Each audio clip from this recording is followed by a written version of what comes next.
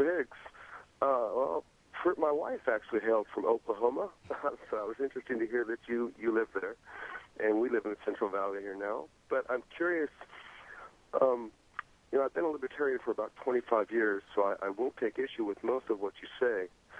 But I wonder, when you say that it's essentially theft to take from one through taxation to give to another on an individual level, how do you feel about, or as another caller had asked, about the proper role of government when they tax or essentially steal from everyone to provide for the common good? What do you consider is the proper role of government? And taking your argument to the extremes as far as Social Security and whatnot, don't we essentially have to be willing to let people die in the streets if they do not handle their finances properly? For example, if they opted out of Social Security or whatnot? We need to remember that all the money that goes into Social Security comes from us. And if it comes from us and we're never taken by the government, then it would be in our possession for the relief of the destitute. And furthermore, it wouldn't have been diminished by passing through the bureaucracy to support the Social Security Administration.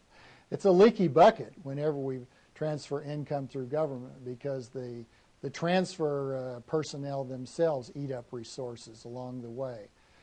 In addition, the government doles out the money according to bureaucratic rules, kind of one-size-fits-all type rules, which means that the assistance can never be tailored so that it goes to those who truly are most deserving, and does not go to those who are basically gaming the system at our expense. So there's a lot to be said for never taking the money away from people in the first place. And when I say that, I certainly mean to suggest that, no, I don't think people would be dying in the streets if we'd never had Social Security. Before we had Social Security, people were not dying in the streets for want of assistance. It's true that the society was much poorer, but that wasn't because it lacked Social Security. It was because, if we go back far enough in history, the economy was not as productive as it is now. So poverty was almost a necessity given the lack of productivity historically. But there was no lack of people's assistance and help.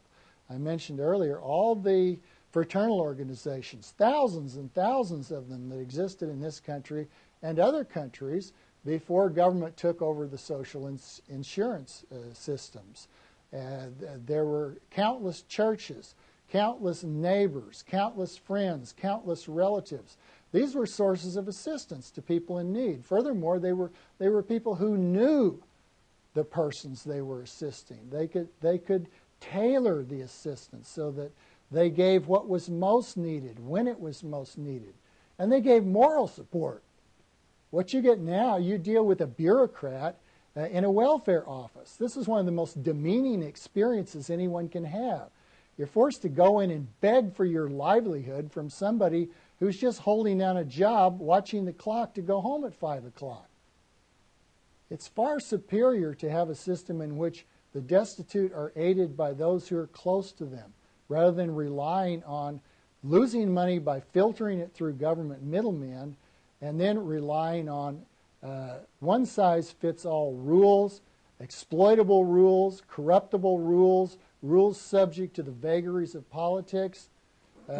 Rather than relying on that very imperfect means, people have the capacity to develop through charitable organizations, and to some extent they have anyhow, measures to relieve distress and to help people in ways that are really effective and useful, and most of all that give people help in a way that if they can be removed from that situation, they are removed. They're not simply made dependent to stay forever on the government dole because it creates a kind of electorate for politicians that support that system. About